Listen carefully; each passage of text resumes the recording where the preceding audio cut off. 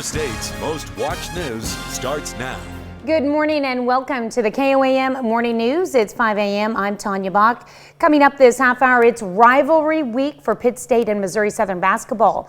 We'll hear how each team plans to take down the other to walk away the victor. And for our Something to Talk About, we're asking, should the U.S. reopen its embassy in Cuba? You can also participate in our Insta poll at KOAMnewsnow.com/vote. But first, a check of your 7-day forecast. Looks like we're going to be popping it up there into the low 20s today, which is nice. But we should get a little bit of melt both today and tomorrow with a little bit of sunshine out there. Should be nice. Temperatures reaching up into the 30s on Friday and then even higher by the weekend before the next system comes in. Be ready for those lows, though, tonight with a low of 4 degrees. All right, natural gas prices have hit historic highs, which is hitting a town in southeast Kansas hard. Officials with the city of Altamont say their gas prices are normally close to $3 per unit. But yesterday, the price had shot up to more than $260 per unit, meaning that for a month's supply, the city would owe $500,000. That's as much as the city's natural gas budget for an entire year. It's going to be a financial strain on us. But we will do everything and have been doing everything we can to, figure out the finances to be able to continue to do this. City asked residents to conserve natural gas as much as possible to prepare for a gas supply loss. Grove, Oklahoma City manager asked customers of the Grove Municipal Services Authority to cut down on natural gas use. He says gas reserves are depleted. Homeowners served by the GMSA should limit their use of gas appliances and lower their thermostats to 68 degrees or below. City manager also asked businesses to cut gas consumption and close if possible. We've all been told to drip our faucets when the temperatures get below freezing, but according to the folks at Roto-Rooter, we should be doing a bit more. Not as much a drip as a steady stream. If you take an ice cube and put it under cold water, it'll shrink. And so by leaving that water running, hopefully it keeps a slug from developing and freezing in your pipe. You need a little bit of a stream. A drip's not going to be quite enough, but it doesn't have to be on full blast either. Will Banks also tells us you should make sure that if you have a crawl space that it's blocked off from the elements. Oklahoma Governor Kevin Stitt wants federal disaster declaration to help deal with the aftermath of the winter storms. If approved, the declaration would allow for reimbursement to cities, counties, and tribes for cost of eligible emergency protective measures related to mass care and sheltering operations through FEMA's Public Assistance Program. It would also authorize federal resources to assist state and local governments. Assistance is available for ranchers who've suffered livestock losses due to the cold. To apply, ranchers must submit documentation to the USDA within 30 days of when the loss is first apparent. That documentation should include proof of death, like pictures with dates, proof of beginning inventory, proof of normal mortality rates, and a copy of the rancher's growers' contracts. Freeman Hospital cancels its vaccine clinic scheduled for today. Officials say it's due to the weather and the potential danger it presents for people getting a vaccine. The hospital will reschedule the clinic for next week and will contact patients to reschedule their appointments. It's 5:07. Time for another check of your 7-day forecast. Temperatures are expected to reach up to 24 degrees today, a welcome high after the last couple of days. And Friday, even a little higher, dipping into the 30s, which should be quite nice. But be prepared for some extreme lows again tonight and temperatures in the teens Friday night as well. That's a look at this morning's top stories and weather in our first 7 minutes. Coming up on the KOAM Morning News, we hear from a former Missouri Southern pole vaulter setting her sights on the Olympics. Plus, the silent killer, symptoms you need to watch out for when it comes to carbon monoxide poisoning. And the Biden administration considers restaffing its diplomatic mission in Cuba. You're watching the KOAM Morning News. More real news in the morning. We'll be right back.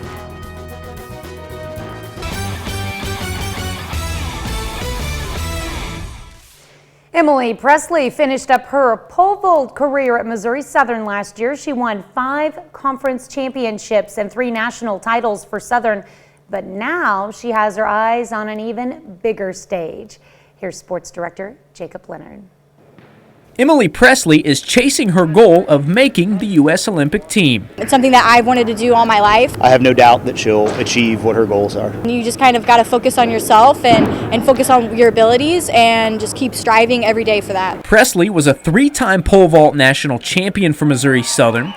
She will compete in her first nationally televised meet on the 21st in Fayetteville. It's a big meet, a lot of competition, probably one of the most competitive meets I've been in, but I'm pretty young in the professional circuit, so it's going to be exciting to get my feet in there. She hopes that competition is the next step in qualifying for the U.S. Olympic trials this summer. My goals are to jump 460 indoors. That will be qual for Olympic trials. So I want to do that in the indoor season and then focus the rest of the outdoor season for the Olympic trials, which are in June. Her run form looks better, her posture looks better, her plant sequence is improved. So just those improvements with her already great work ethic, I think she'll achieve pretty high goals. And while she is done at Missouri Southern, Presley knows where she came from and knows the Lion family is behind her as she chases her dream. I talk to Coach Eiding almost on a daily basis, and I feel like our relationship is very strong. So it's great to have those connections, be a part of Missouri Southern. We check in very often. I love to learn what she's doing. She's asking how the kids are always doing here, but I think just having that ability for her to have that assurance that we're still here, everything is good to go, and if she ever needs to lean on us, we're always here. Presley will compete in the American Track League event on Sunday, which will air on ESPN. She currently trains at Spire Institute and Academy in Ohio. We wish her the best. It's rivalry week for Pitt State and Missouri Southern basketball. On the men's side, Pitt State aims to cool down a hot Lions team and do something they haven't done in 14 years. Once again, we turn to Jacob Leonard for a preview. Pittsburgh State and Missouri Southern meet again this weekend. We just really know what they want to do, but we don't ever want to be too sure, so we're still learning and checking them out and trusting Coach A to bring the right game plan and prepare for them and execute that. The Gorillas won the first matchup by 16 back in January against a Southern team missing 2 starters. They out-toughed us. They outplayed us in every aspect of it, and especially in the second half. I thought we competed there in the first half, but second half they were just too much for us, too big. Missouri Southern has been on a roll the last few weeks. They're playing really good right now. They got a little different swagger to them. After a 40-point loss to Washburn on January 14th, the Lions have won 7 of 10 to climb to 3rd place in the MIAA. That was our breaking point. Since that game, we've been a whole new team.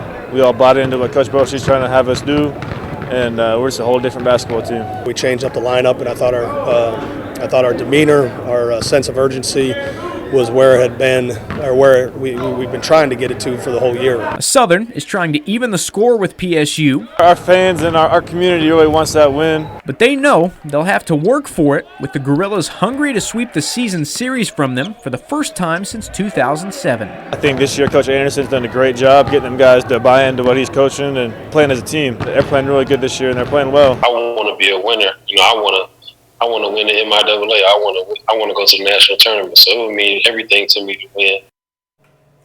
Missouri Southern will host Pittsburgh State this weekend. The women's game is at 1:30 with the men's game following at 3:30. Should be a fun one to watch. Well, finally, already rivalry night for these guys. KU wins on the road 59-41 over K-State. Nobody could make a shot in this one. Man, the two teams were combined 7 for 40 from the 3. K-State shoots just 31% as a team. Still to come, a South American country's vaccine rollout leaves the rest of the world in dust. We're going to tell you what's behind its success. Plus, a check of the 7-day forecast when the KOAM Morning News returns. Topping Health Watch this morning, as an Arctic blast continues to grip much of the U.S., millions of Americans attempt to stay warm, prompting fresh warnings about a potentially deadly threat, carbon monoxide poisoning. Mandy Gaither has more.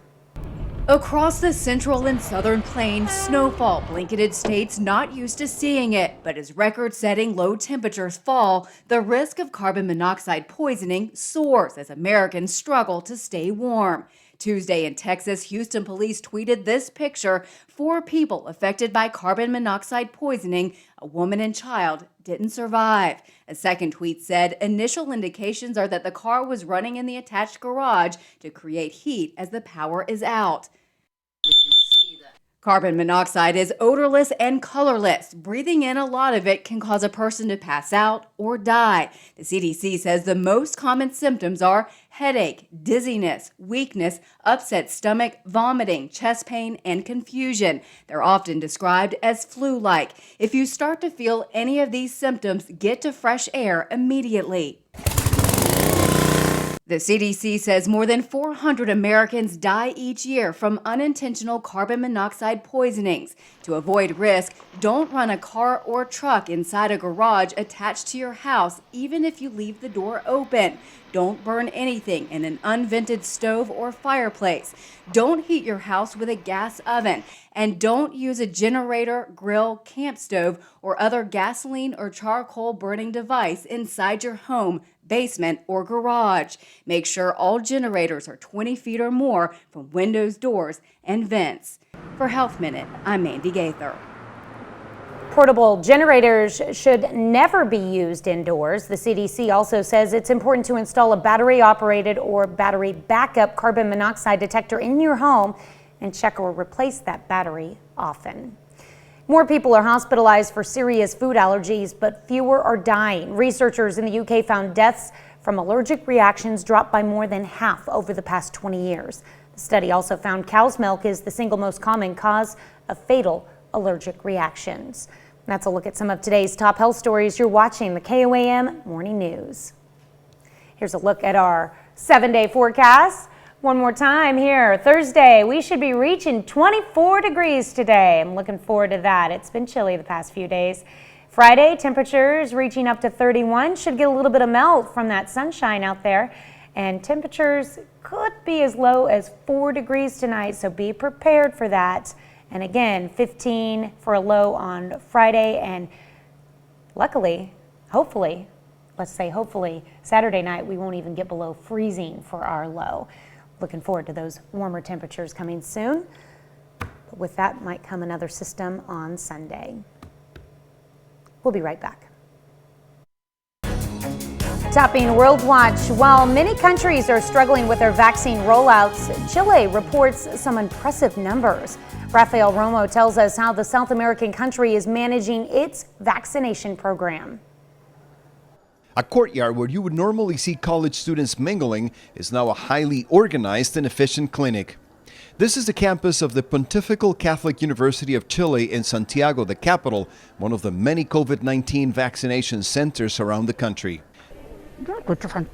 Just after getting her first shot, this woman described the process as fantastic and very well organized. While some Latin American countries like Nicaragua have yet to receive any vaccine, Chile has become the leader in the region. The country of nearly 19 million had already given more than 1 million vaccines by February 9th and hit 2 million by Monday. This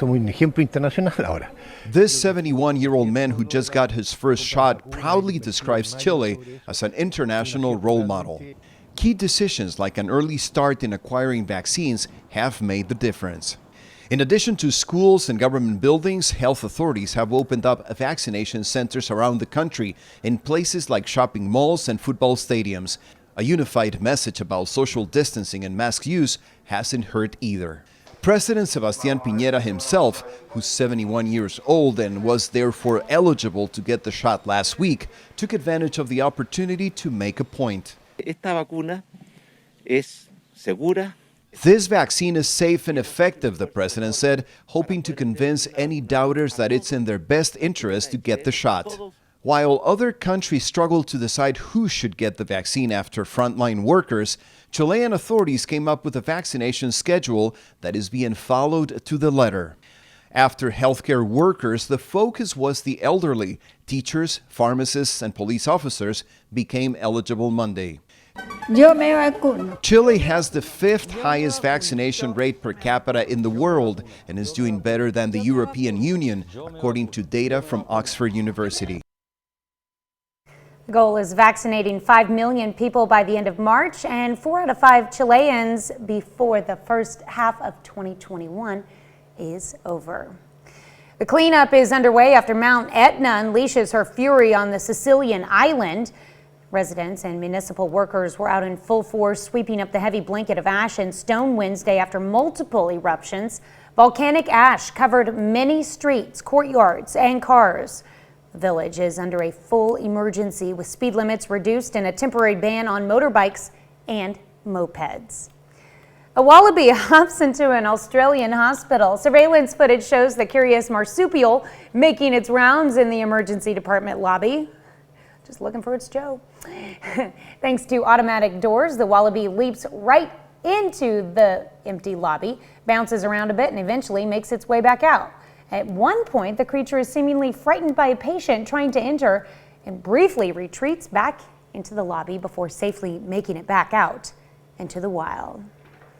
Just a lost wallaby, that's all. Well, Vera meets vodka. The iconic fashion designer Vera Wang is partnering with Chopin Vodka to release a limited edition bottle of vodka. According to the company, the designer played an active role in making the bottle, even hand-selecting sustainably grown potatoes harvested in the Chopin distillery in Poland. On the back of the bottle is actually a poem which serves as Wang's ode to vodka and the memories it invokes. Love her jewelry. I bet her vodka's just as fine. That's a look at some of your biggest headlines from around the world. We will be... Oh, I'm going to go to Michael. How about that? Sure. I was going to go to break, but how about you?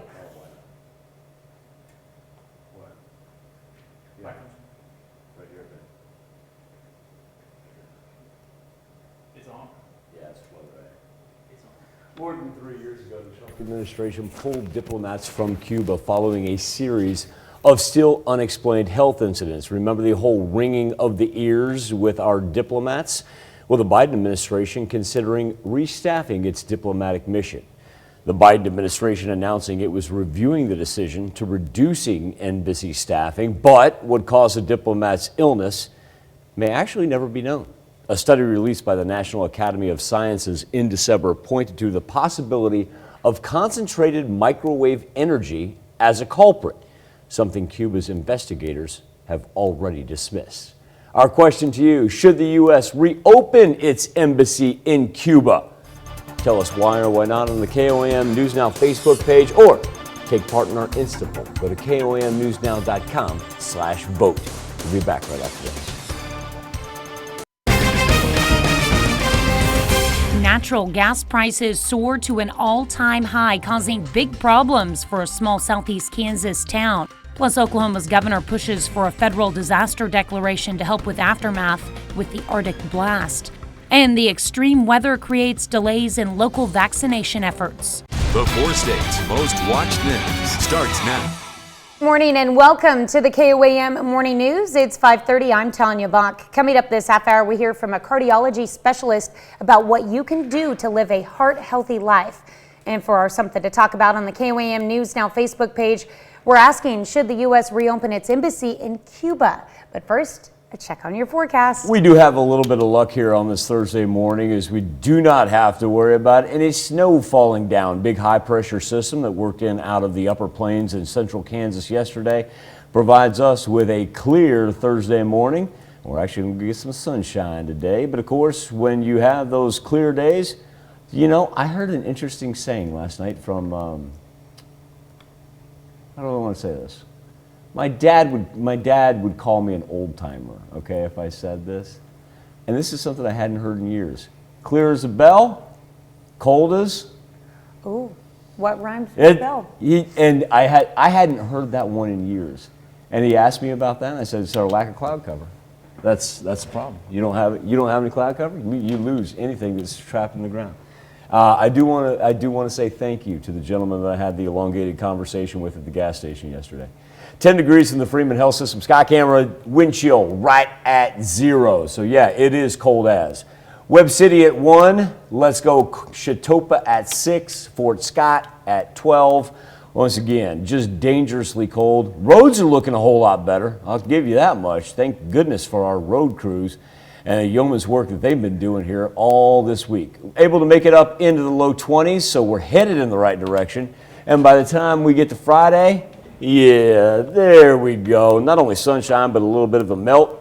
We'll continue that on Saturday as we work up close to 40. Now, Sunday, that's when things get a little chancy because the rain combined with the melting snow going to give us some flooding concerns. That's right. It had been years since I'd heard that saying. You know, I was thinking about that last night too, as like big snowflakes were coming down and I could see the stars up in the sky.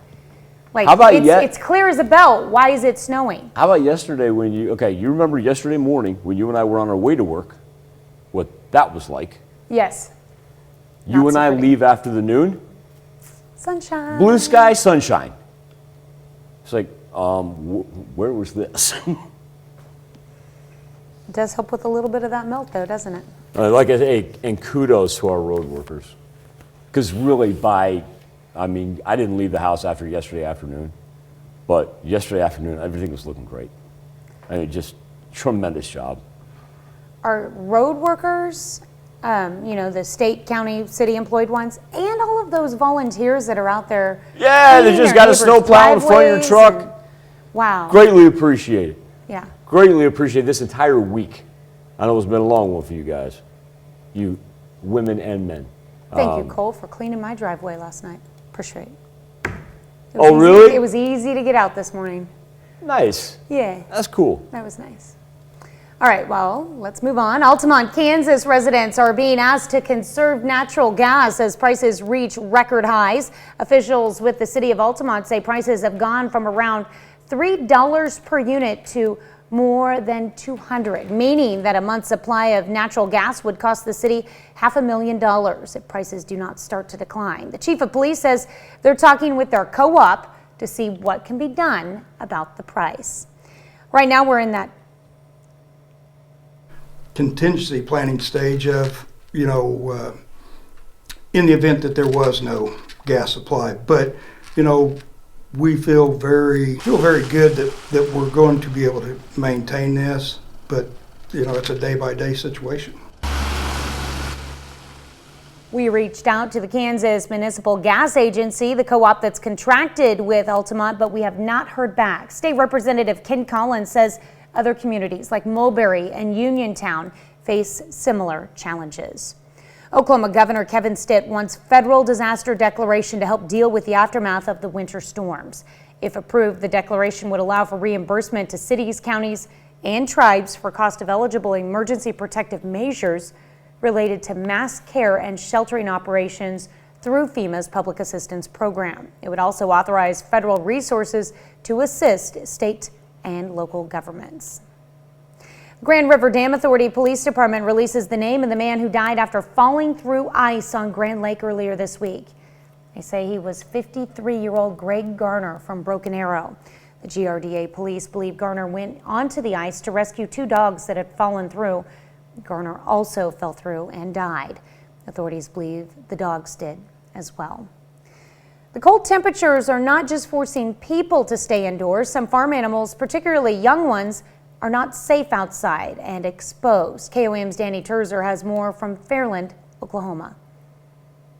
Susan Blaylock has a house full of kids. We knew all this Arctic weather was coming, so we moved them in the house. Blaylock's 4 one-month-old baby goats have been living inside her home. I have not had goats in my house before, but I'm just thankful I have the pens and panels to put up to keep them in so they're not running all over everywhere.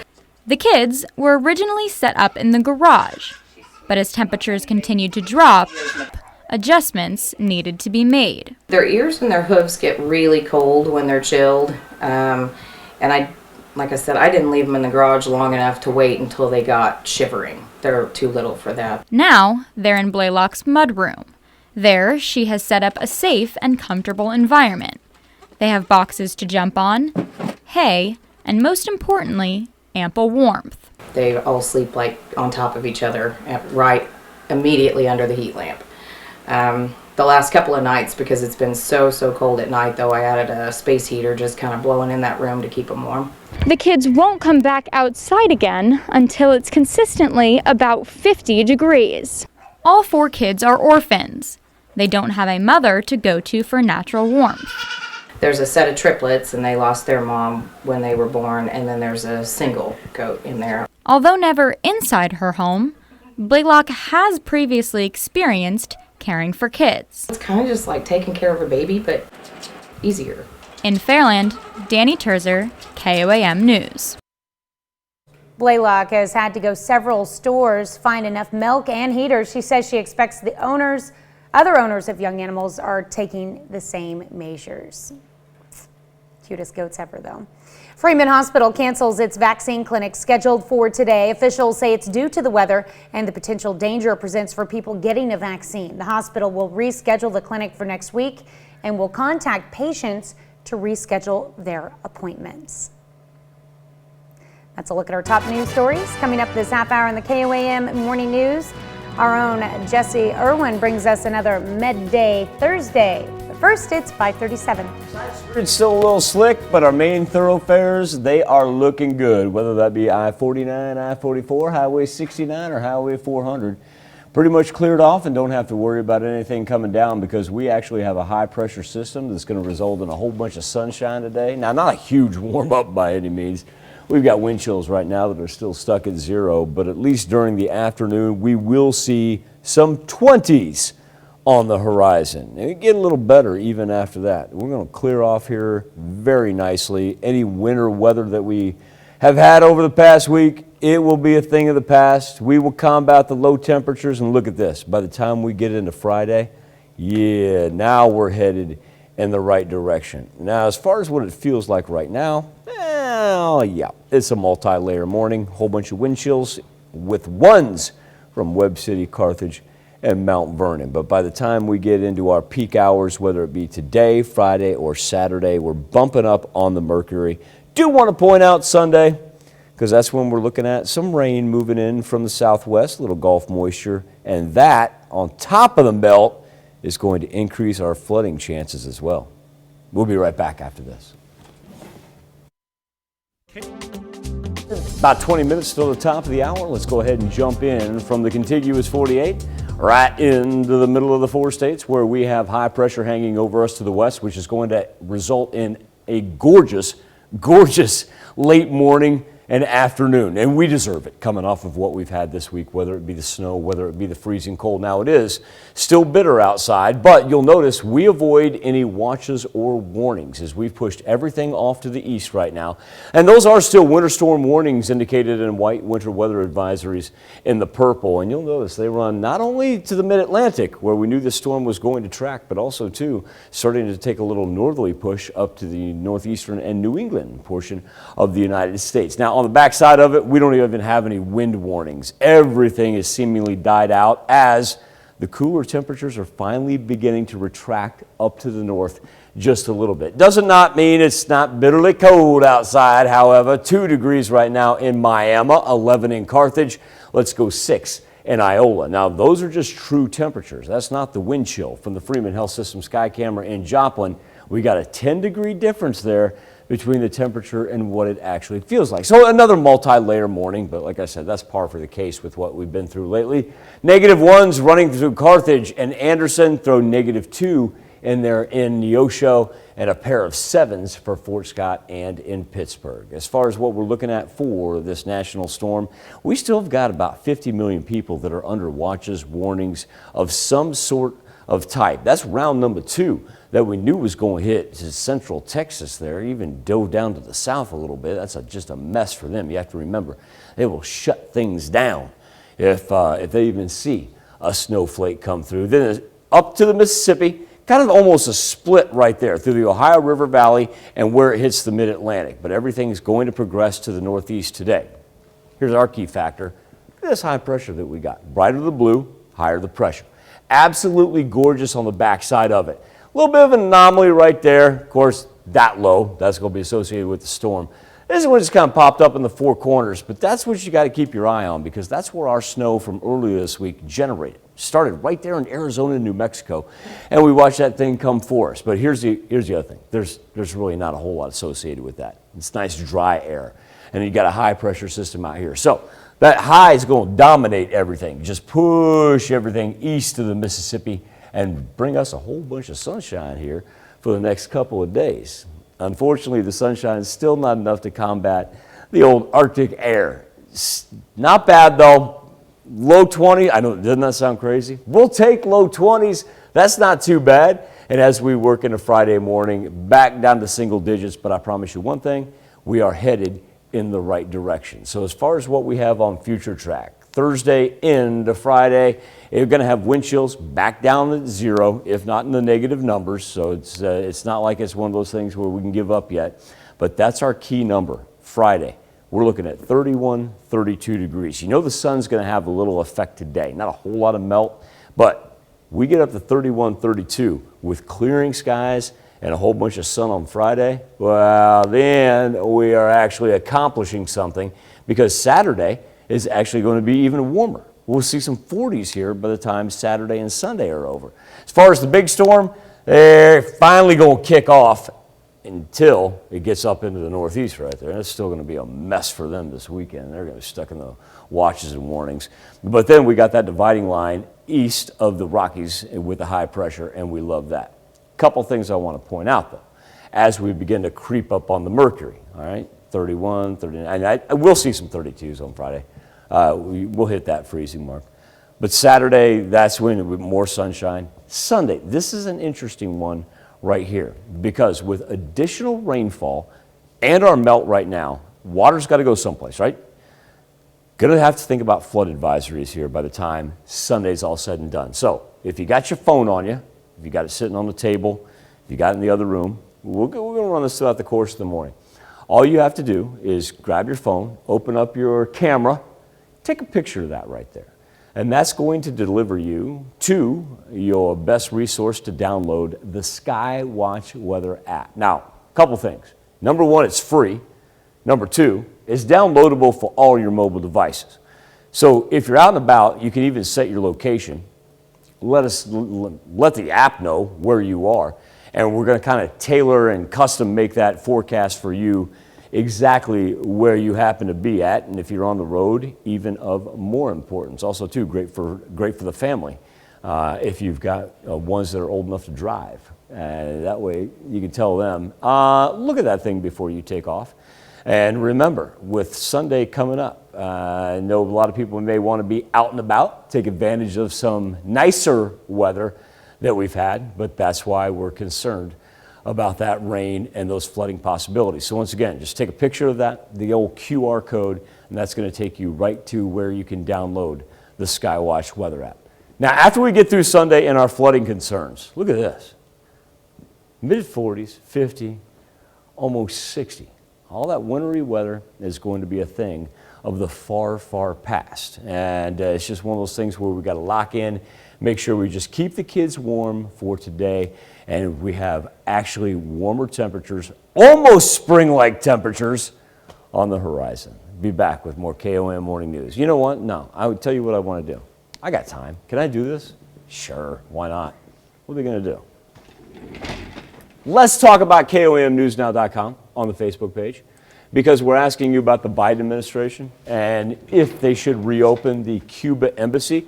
Merle Bass says, as the Marxist communist tactics escalate, as the illegitimate regime steals more power, as communists unite around the world with China, perospagate, quid pro quo, Jim Crow, etc. Jessica Green says, how about we worry about things in our own country? We're still fighting COVID that came from another country, but sure, let's open things back up in Cuba where there were unexplained health conditions. Jessica says, yeah, that sounds about right. You can let us know what you think on our Facebook page or go to KOAMNewsNow.com/vote. Be back right after this. Today's top headlines, the news you need to know before you head out the door. Natural gas prices have hit historic highs, which is hitting a town in southeast Kansas hard. Officials with the city of Altamont say their gas prices are normally close to $3 per unit. But yesterday, the price had shot up to more than $260 per unit, meaning that for a month's supply, the city would owe $500,000. That's as much as the city's natural gas budget for an entire year. Oklahoma Governor Kevin Stitt wants federal disaster declaration to help deal with the aftermath of the winter storms.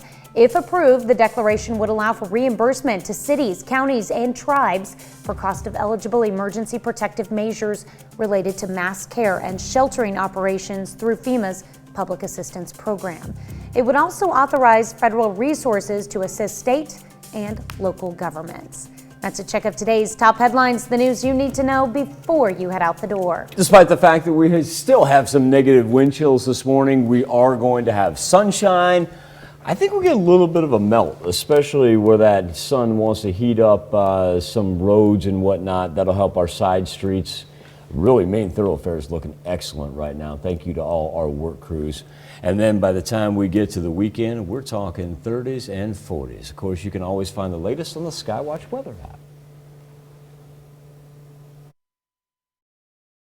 On the KOAM News Now Facebook page on our morning Insta poll. You may remember a couple years ago when we had several diplomats, not only from our country, but several other countries too, that experienced unusual health problems while stationed in Cuba. They ranged from vibrating feelings to migraine headaches to hearing loss, and really it went unexplained. So our question is, should the U.S. reopen its U.S. poll reopen the embassy in Cuba?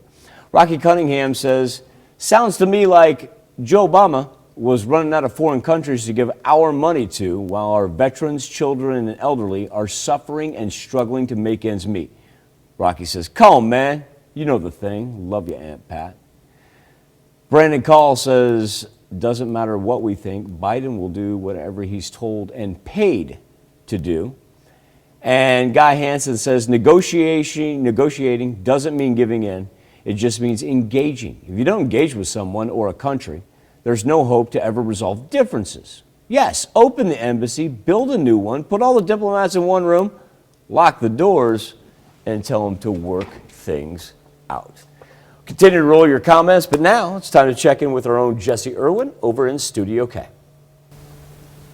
Well, you probably heard this last February, but just like last February, this February is American Heart Month. And this morning we're joined by Dr. Byung-Soo Ko. He's an interventional cardiology specialist at Mercy Health. And Dr. Ko, thank you for joining us this morning. I want to start by asking you about, COVID-19's impact on the heart, because I know that there have been all sorts of complications that people have seen both during the 2-week, 3-week period that they're going through having COVID-19, but also afterward and sort of the long-term impact. So can you explain what you've seen because of that? Yeah, so thank you for having me. I think we're still learning about the long-term implications of COVID-19. And coronavirus is not a new virus. It's been around for a long time. And we've known for a long time that in rare patients, they can develop heart complications after this, what they thought was a common cold or a viral syndrome. And coronavirus is one of those viruses that can lead to this, what we call cardiomyopathy, where your muscle gets affected and you end up having heart failure. And I know you guys have new procedures that you've been able to bring into the cardiology community in the 4 states. Can you just briefly tell us about those before we head out?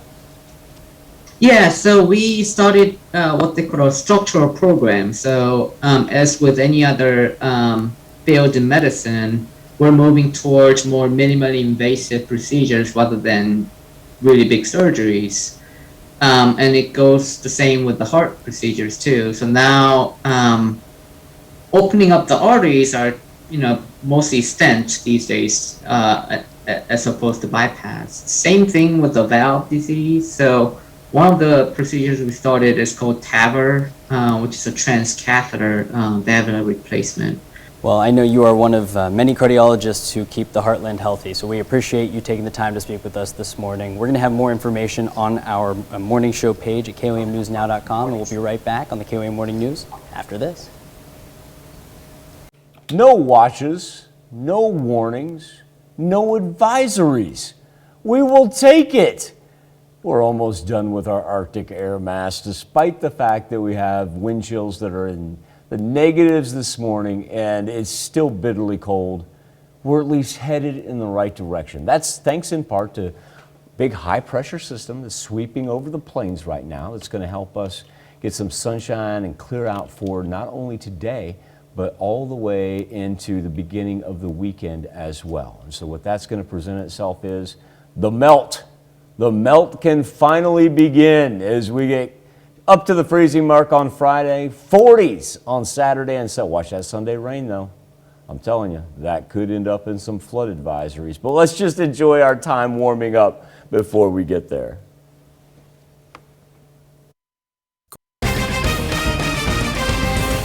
Natural gas prices soared to an all-time high, causing big problems for a small southeast Kansas town. Plus, Oklahoma's governor pushes for a federal disaster declaration to help with aftermath with the Arctic blast. And the extreme weather creates delays in local vaccination efforts. The 4 states' most watched news starts now. Good morning and welcome to the KOAM Morning News. It's 6 a.m. I'm Tanya Bonk. Coming up this half hour, Bitcoin captures Wall Street's attention after sailing to a record high. And for our Something to Talk About, we're asking, should the U.S. reopen its embassy in Cuba? You can also participate in our Insta poll at KOAMnewsnow.com/vote.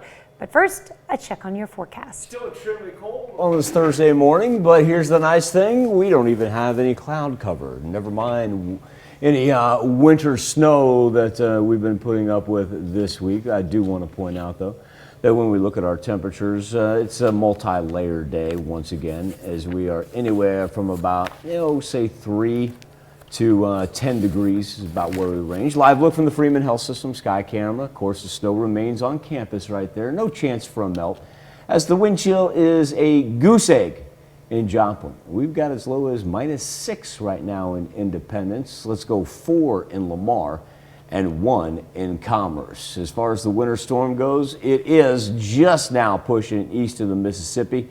At least the snow is. The good old-fashioned rain and freezing rain have already made it to the mid-Atlantic. So let's concentrate here in the 4 states, because after a day in the mid-20s on Thursday, Friday, get up there. Watch it. Come on, everybody. Yeah. Get up there, Mercury. Like to see that. That's what we need. Going to kind of average out. We'll put 31 as the high for Friday, because we will see some cooler temperatures up to the north. But with that and the sunshine, the melt will begin. And then on Saturday, all the way up to 40 degrees. Sunday's the interesting one. Snow's got to go somewhere, right? We've got a chance for some scattered rainfall as well. For sure. Flood advisories are going to kick in. Ones I'm looking at right now from a hydrographic standpoint, not alert!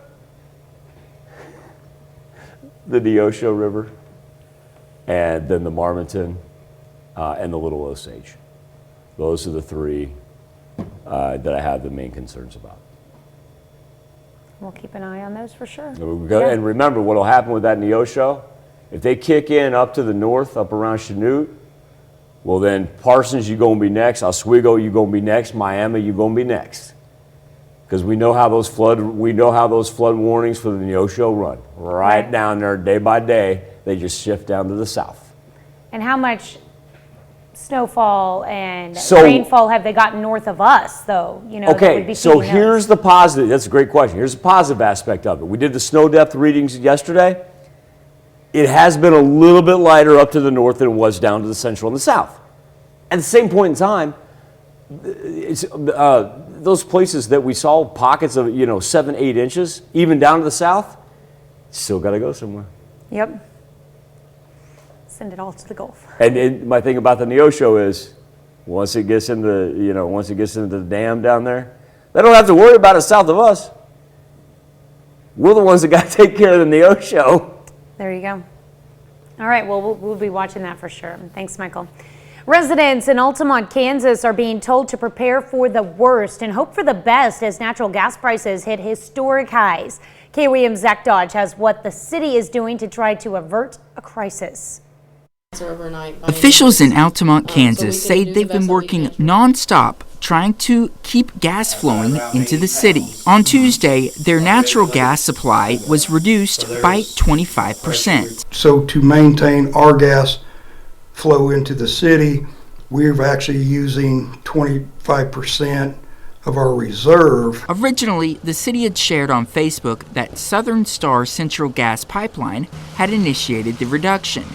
But Southern Star says that's not the case, and the city has since changed the post. Southern Star holds several transportation and storage contracts with companies like Kansas Municipal Gas Agency, which is the contract holder for the city of Altamont. So the city is asking residents to conserve gas as much as possible, but supply isn't the only issue.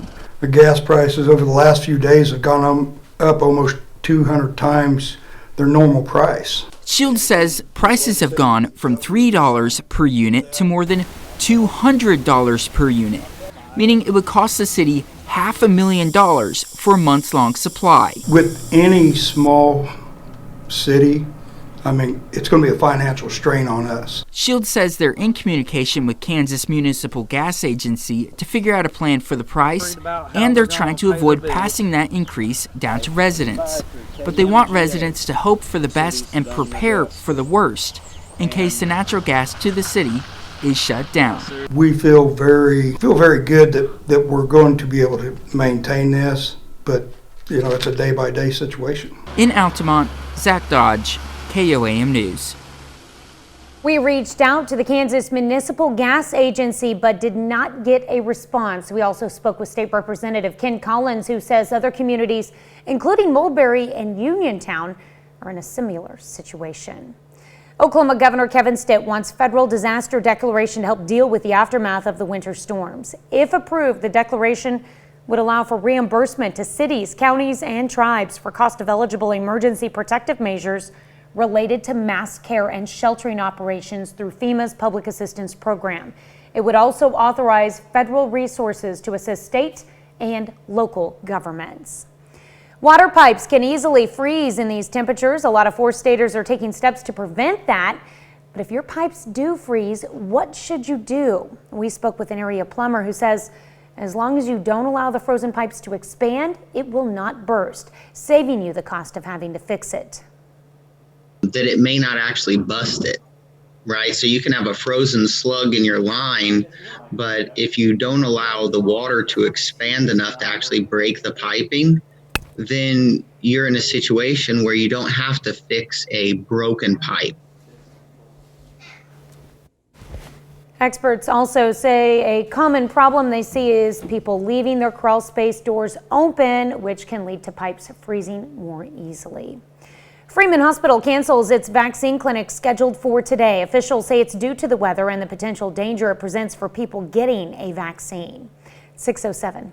We are going to have sunshine today. We do not have to worry about snow. We do not have to worry about rain. We do got to worry about it's going to be pretty cold, only going to make it into the mid-20s. Overnight, back down into the teens. But look at this. Friday, we're finally headed in the right direction. We let the melt begin over the weekend as we got 40s on the horizon and a chance of rain. That's right. We don't have to use the snow word. It'll be rain on Sunday. That's a look at this morning's top stories and weather in our first 7 minutes. Coming up on the KOAM Morning News, COVID vaccine updates. This historic winter storm is delaying vaccine shipments. I'm Deborah Alfrone in Washington with a look at how the Biden administration's vaccination plan is going, plus the latest on the COVID relief plan.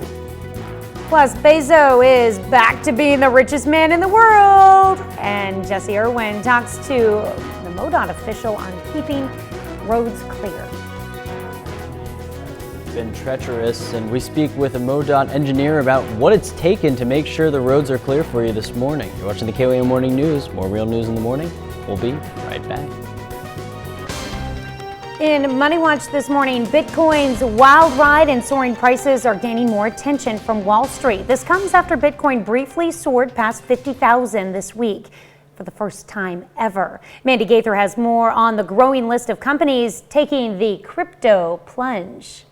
All eyes on Bitcoin as the cryptocurrency soars past 50,000 for the first time ever. Attention from mainstream and Wall Street interest is also growing. Bitcoin had a perfect storm right now. You have relentless retail demand that keeps coming in, and we're starting to get lots more larger institutional players endorsing the crypto environment. More large companies are embracing the digital currency. This week's record-breaking price comes after Tesla, the most valuable car company on the stock market, announced it's holding $1.5 billion of its cash in Bitcoin.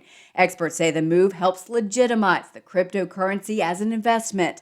Tesla also saying it may soon accept Bitcoin as payment for its cars. It shows you that they're very confident that this is not a bubble, and that's easily debatable. MasterCard, meanwhile, saying it will support select cryptocurrencies directly on its network later this year. Square and PayPal have both recently begun allowing customers to trade Bitcoin. So what's behind Bitcoin's historic price climb?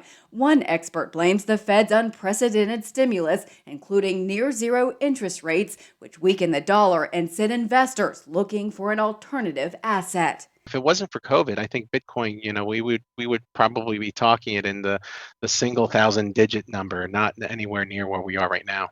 I'm Mandy Gaither reporting. And because there is a set limit to the number of Bitcoins on the planet, investors believe that once the supply runs out, the digital coin's value can only increase. Bezos is back on top. Amazon's CEO has reclaimed the title of the world's richest person. Jeff Bezos surpassed Elon Musk after the Tesla CEO's net worth dropped when his company's stock went down earlier this week. Musk saw his fortune drop a few $1 billion to just $190 billion. While Bezos has $191 billion. Oh, so close. Until dropping to number 2 last month, Bezos had been the world's richest person since 2017. Well, some gamers are less than pleased with Sony's new PlayStation 5, and they're taking legal action. According to a class action lawsuit, Sony violated consumer fraud statutes and breached warranties due to an alleged defect with its DualSense wireless controllers. Filing says the controllers have drift, which is when the screen elements can move without the game player using the joystick. Lawyers are calling for Sony to issue a recall or implement a replacement program to remedy the situation. Chicken sandwich wars continue. Burger King is planning a hand-breaded crispy chicken sandwich in the U.S. It's been testing the sandwich in markets such as Phoenix and Miami. The new sandwich is on a potato bun with deli pickles and a savory sauce. Looks delicious. Company plans a gradual rollout of the new sandwich later this year. BK News dropping just days before McDonald's releases its trio of chicken sandwiches on February 24th. That's it for Money Watch. We'll be right back. Been able to push all the wintry precipitation out to the east of the Mississippi. Zoom in here on the 4 states. We are void of any cloud cover. It is a gorgeous morning. It's still cold. I'm not going to lie to you about that. But you'll notice the warnings, the watches, the advisories. We're in the clear. That's a nice thing. 9 degrees in Pittsburgh, 11 in Monette, only 4 in Independence as we take a live look from the Freeman Health System sky camera in Joplin. And we do have a 12-degree difference there between our temperatures and what it actually feels like. That's why we're throwing up a -6 in Independence, pair of 2s in Nevada and Stockton. Grove right now feeling like it is 2 degrees as well. National perspective is we got a high-pressure system that's coming right through us. That means sunshine. That will mean colder temperatures, but at least it forces all the snow, freezing rain, and thunderstorm activity out to the mid-Atlantic. So we'll go mid-20s today. It's still chilly, but at least we're headed in the right direction. And even though we're going to duck back down to about the teens overnight into Friday morning, Friday, magical number. We're going to see some 32s on the board. Now, we kind of got to average it out on the 7-day forecast. That's why we just did 31 as far as the average high for everybody. But that's close enough that we're going to get a little melt out of it. And then we'll begin in earnest on Saturday and Sunday with temps up into the 40s. Sunday's what we're eyeballing here, because even though it's not snow, it's just going to be rain. But remember, the melt will be on, additional waterfall. We're going to have to turn our attention to flood advisories. Now it's time to turn it over to our own Jesse Irwin in Studio F. Thank you, Michael. Well, this morning we are joined by MoDOT engineer and district maintenance engineer Darren Hamlick, who has been working nonstop the past week or so, especially on this storm. Darren, thank you so much for taking the time to join us live this morning. How are you? Hey, we're doing good. How are you guys? Doing great. We appreciate the roads being as clear as they are today, but I know the past week has been, it's been crazy on this end. How has it been for you and your team? Yeah, we're looking much better this morning than we were this time yesterday. We had that heavy band of snow come through.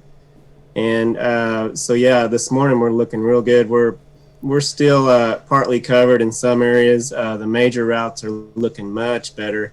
There's still some slick spots out there, so use caution. And we haven't hit all the minor routes yet, so they are likely still covered. Darren, can you explain what the past week has been like from a historic standpoint? I know you've been with MoDOT for 3 or 4 years, but just in terms of what your team has seen and how they've been able to tackle this, is this sort of record-setting on your end as well? Oh yeah, we haven't seen something this extreme in probably 10 years. The extreme cold and then the amount of snow we received within this last week, is definitely not something you see every winter. So the extreme cold caused us issues, quite a few issues with our fleet. Mechanical equipment doesn't function as well in extreme cold. And then we had issues with our fuel gelling up but overall we made it through very well. Our employees worked very hard and, we came through. I know you have as many as 260 trucks on the road at one time. Is that right? Yeah, our entire fleet we have 286 snow trucks, but we had about 20 to 30 down, for a variety of reasons, mostly weather related and fuel related. So that amounted to 15% of our fleet roughly was down. So that is a little higher than normal, and the extreme cold was definitely a factor. But you're covering 14,000 lane miles of road. How do you plan for something like this winter, and what do you expect the next week is going to look like as we sort of let this snow melt and hopefully get back to some higher temperatures? Yeah, we have, when the weather gets bad, we have daily meetings with the National Weather Service and all of our crews, daily. And we plan out in advance. And the planning goes way back, even into the spring when we order our salt. We're already planning for the next winter now, just to get stocked up on salt and everything. So it's just a year-round deal. We never really stop planning for winter. Well, last question before we go. I know your team is always preparing, as you're saying. Is there anything that people can do either with their own cars or just in general? The roads yesterday morning were treacherous. And so how do you recommend people prepare themselves and their vehicles for this kind of weather, should we see it again in the future? The best thing you can do is just give yourself more time to prepare. Like if you have to park your car outside, if you don't have an attached garage, you're going to need to give yourself another half an hour just to get your car ready and going. And that way you're not really pushing yourself to get to work and you have plenty of time, because you really need to be reducing your speeds, when the roads get bad. And so just giving yourself more time, you're not going to feel pressured and you're much less likely to be in some type of accident or slide off. Awesome. Well, hey, Darren, we really, really appreciate you taking the time to speak with us this morning. Thank you and your team for just being safe and keeping the roads clear for us. So have a great rest of your morning. I'm sure we'll talk again soon. Thank you for having me. Yep, we will be right back on the KOAM Morning News right after this. Topping Health Watch this morning, President Biden's trip to a Pfizer vaccine facility in Michigan has been postponed until Friday due to the winter storm now hitting the nation's capital. And treacherous weather conditions nationwide continue to delay vaccine shipments. Deborah Alfarone has more on the federal response to the coronavirus from Washington. Snow and ice blanketing much of the U.S. is expected to delay vaccine deliveries and distribution for days. Vaccine centers in several hard-hit states have had to temporarily close, and others are canceling appointments. We're in this ridiculous situation. We have massive ability to give people vaccination, but right now, we're running out again. The nation's top infectious disease expert, Dr. Anthony Fauci, expects shots to be available for all Americans by July, but says it may take longer for everyone to get inoculated. How long it will take to vaccinate people will really depend upon the efficiency with which you get doses into people's arms. The U.S. is vaccinating an average of 1.7 million Americans per day, up from 1 million a day 1 month ago, putting President Biden on track to surpass his goal of 100 million shots in his first 100 days in office. He met with a group of labor union leaders at the White House yesterday, in part to sell his $1.9 trillion American Rescue Plan. The pandemic relief plan will top the agenda when Vice President Kamala Harris sits down virtually today with an all-female group of business leaders and members of Congress. Meanwhile, a group of scientists sent an open letter to the Biden administration demanding better ventilation and required use of N95 masks in high-risk workplaces. The reason we're changing masks or encouraging better masking, for one, is that this new variant that's coming in is much more transmissible. Federal prosecutors have begun an investigation into how New York Governor Andrew Cuomo's administration handled nursing home deaths during the pandemic. The governor maintains the state didn't cover up deaths, but should have moved faster to release information. Deborah Alfarone, CBS News, Washington. Recently, the Cuomo administration revealed 15,000 long-term care residents have died in New York, up from the 8,500. That's a look at some of today's top health stories. You're watching the KOAM Morning News. Negative wind chills early this morning, but at least we're headed in the right direction. Mid-20s for Thursday, melting point by Friday, 40s over the weekend.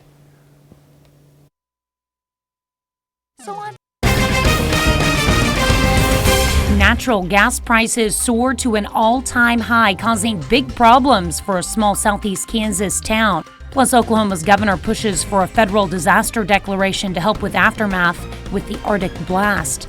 And the extreme weather creates delays in local vaccination efforts. The 4 states most watched news starts now. Good morning and welcome to the KOAM Morning News. It's 6:30. I'm Tanya Bach. Coming up this half hour, NASA's newest Mars rover is scheduled to land today. And for our Something to Talk About on the KOAM News Now Facebook page, we're asking, should the U.S. reopen its embassy in Cuba? But first, a check on your forecast. Wait till Tanya explains to you what 7 minutes of terror is, because I just find it a fascinating story.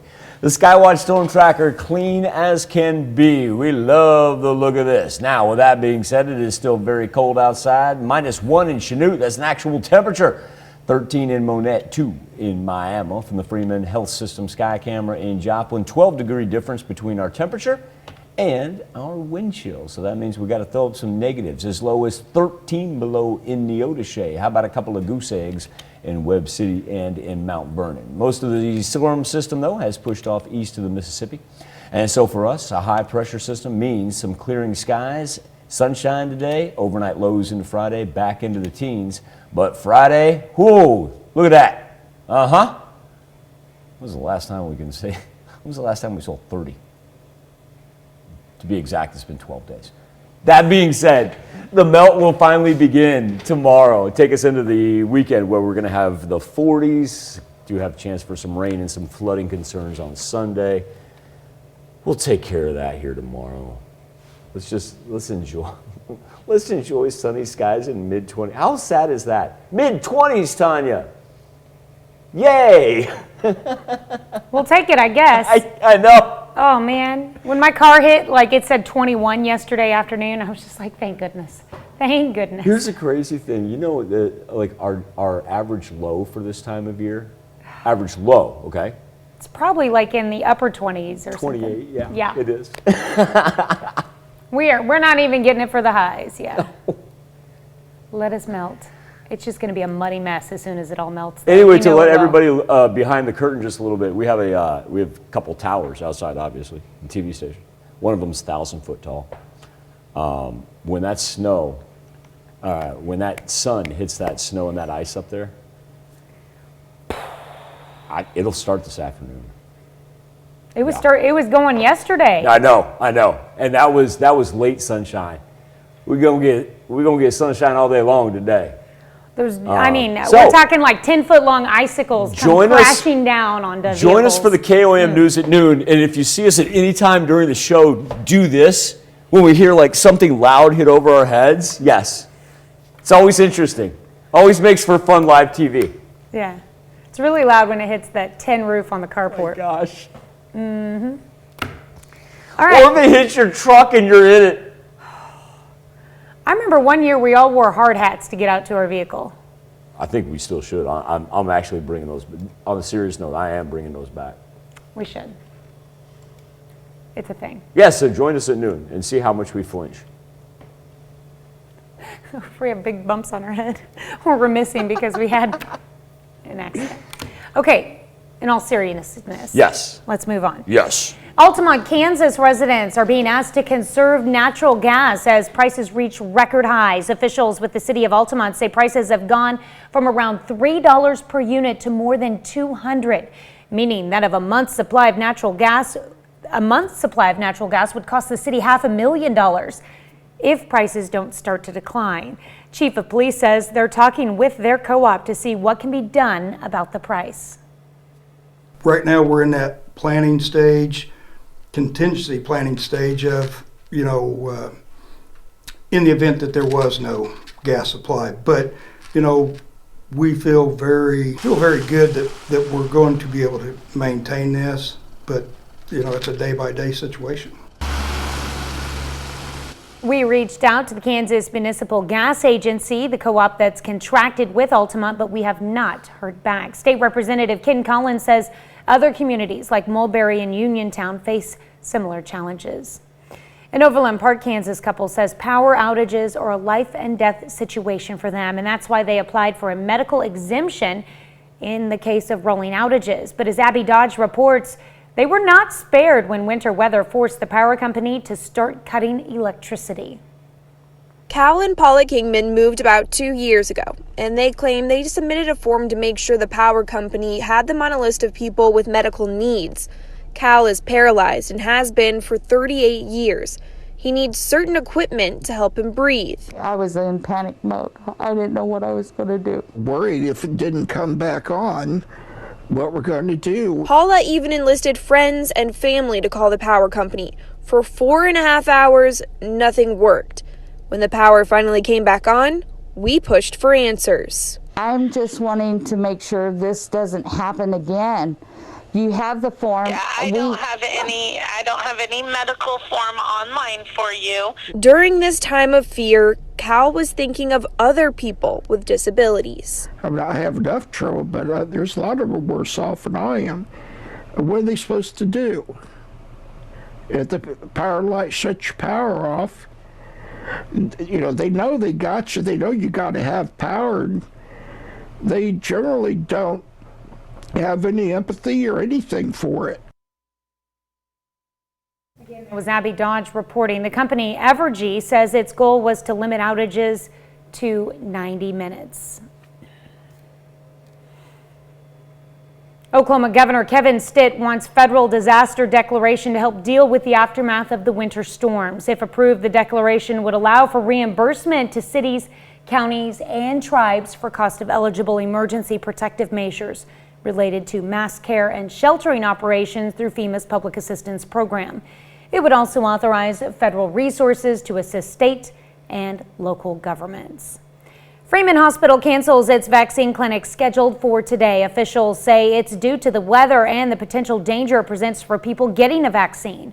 Officials say they will contact patients to reschedule. That's a look at our top news stories. Coming up this half hour on the KOAM Morning News, a historic space mission. Rover arrives on the red planet. I'm Chris Martinez with why scientists say this mission is so important. Plus, for our Something to Talk About on the KOAM News Now Facebook page, we're asking, should the U.S. reopen its embassy in Cuba? We let you weigh in. But first, It's 6:37. Even with morning wind chills as low as -6, we are at least going to get some sunshine and begin a little bit of a melt today. And then we can start it in earnest from Friday all the way through Sunday, even though we're talking about a little weekend rain. All the latest on the Skywatch Weather app. Topping Nation Watch this morning, NASA's newest Mars rover named Perseverance is scheduled to land on the red planet today, beginning a historic mission. Chris Martinez shows us why the space agency says this visit to Mars is so important. A nearly 300 million mile journey comes to an end as NASA's Perseverance rover arrives on Mars. It's a mission full of firsts. Part of what we're doing is kind of paving the way for human exploration. Gregory Villar is an engineer who spent years plotting the riskiest moment of the Mars mission, the landing, a 7-minute white-knuckle event. All the way from the software to the hardware working, there's so many things happening in these 7 minutes. That's why it's so nerve-wracking, and so we're all going to be glued to our seats just hoping for the best. And liftoff as the countdown to Mars continues. Perseverance successfully blasted off from Kennedy Space Center back in July. On Mars, the car-sized robotic spacecraft will search for signs of long-dead microscopic organisms that may have thrived on the planet billions of years ago.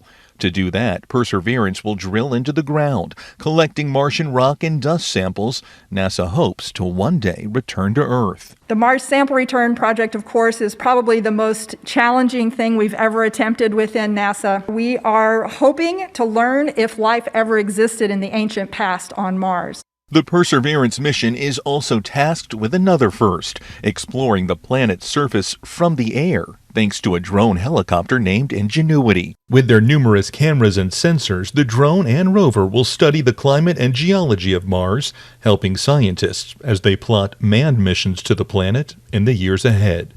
Chris Martinez, CBS News, Los Angeles. NASA's latest trip to Mars is one of 3 ongoing missions to the red planet. Both China and the United Arab Emirates also launched spacecrafts to the planet last July. It's getting crowded up there. Well, the National Weather Service warns another major winter storm is heading for the southeast and then on to the mid-Atlantic states and up into the northeast. Texas is still grappling with massive power outages and frigid temperatures from storms earlier in the week. And yesterday, the roof of this horse riding academy outside of Chicago partially collapsed under the weight of the snow. Scary situations.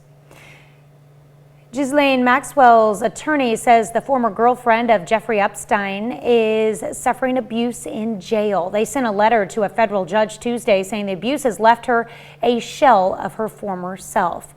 The letter alleges guards turned off a camera that is supposed to be on her 24 hours a day before physically abusing her. It also says they shine flashlights in her face every 15 minutes at night to wake her up and have searched her more than 1,400 times. Maxwell is awaiting trial on charges related to grooming and abusing underage girls with Epstein. Conservative radio talk show host Rush Limbaugh has died following his battle with lung cancer. For decades, the Missouri-born firebrand stirred controversy, delighting fans and attacking others. Rush Limbaugh was 70. And that's a look at today's top national stories. Let's check back in with Michael with our Something to Talk About. Thank you, Tanya. This morning on the KOAM News Now Facebook page, more than 3 years ago, the Trump administration pulled diplomats from Cuba following a series of health incidents that are still unexplained. They range from hearing loss to feeling vibrations. Some people were saying possibly microwaves were being used on not only our diplomats, it was an international incident. Our question to you is, should the U.S. reopen its embassy in Cuba? Jeannie Vickers-Croson, she says, instead of reopening it, she says, send Biden. Amber Hallisey says, I'm all for reopening the embassy. As Guy Hansen pointed out, we need to engage with other countries. Trump did so, much to damage this country's standing on the world stage, and we need to reclaim that standing. Also like the idea of locking the diplomats in a room. But I would also say that this unexplained health condition thing needs to be figured out first. People don't develop health issues for no reason, so that needs to be addressed before sending our diplomats back there. Roy Mercer, how big a boy are you, by the way? Roy says, just going to leave this there. Not my role to expose the fake people. In due time, they will expose themselves for who they really are. And Judy Dillinger Hastings says, have the health issues been dealt with or just swept under the rug to be ignored? Biden could send his son there as a diplomat. That way the money sent to Cuba from the U.S. would benefit at least one American citizen. This post won't make it to light. But then again, Judy, it did now, didn't it? Be back and celebrate birthdays and anniversaries right after this. We take this time to honor today's four-state hero, Robert Layton.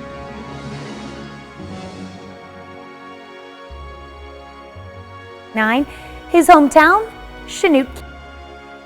They're proud to salute Robert Layton, our four-state hero. Sports fan to get this line, but I'm going to do it anyway. Tony, hey! Tony Baglin celebrating his big first birthday right there. And Tony, we were talking about it during the commercial break. We love that hat, man. We absolutely love that hat. So Tony's celebrating the big number 1 in Fort Scott.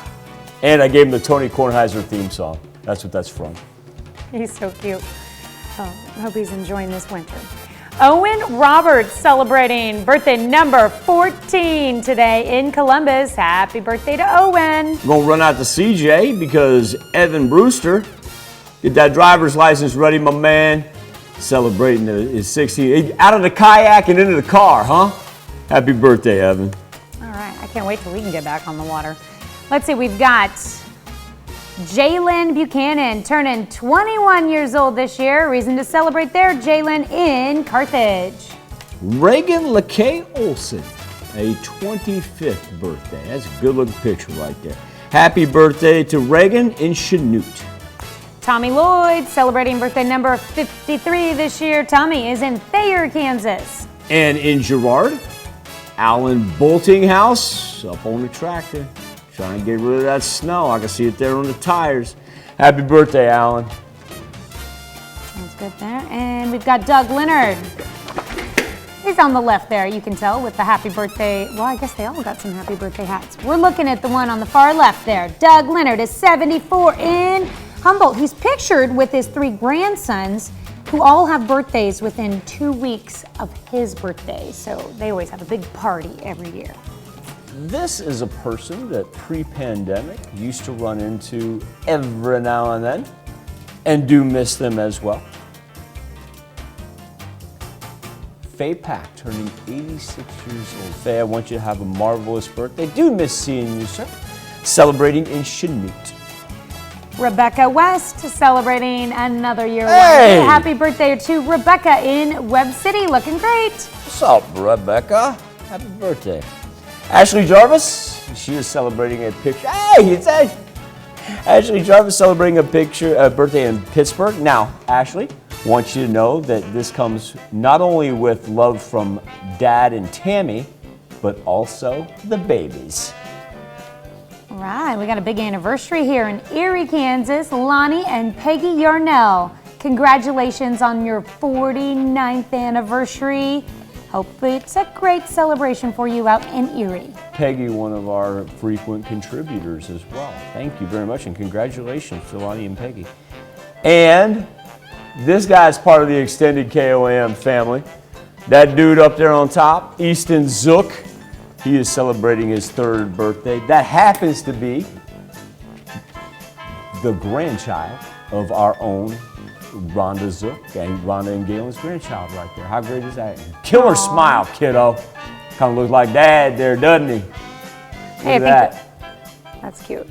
I love Yeah, the he kids in does. little hats too.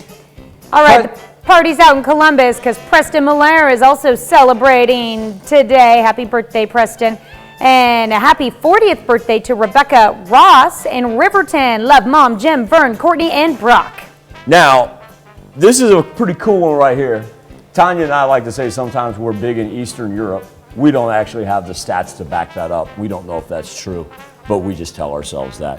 But evidently we are big in Juneau, Alaska, because that's where Rhonda Hickman Williams lives, and she celebrates her 60th birthday. But I bring this up because Rhonda's from Deerfield, Missouri. She's one of us right there.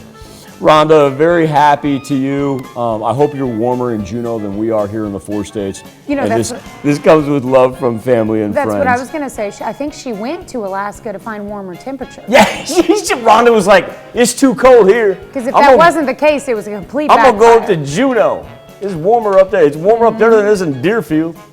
And Linda Roberts, a happy birthday to you. Linda, she is celebrating in Miami. Happy birthday, happy anniversary to all. Here's Tanya Bach with a very important birthday announcement.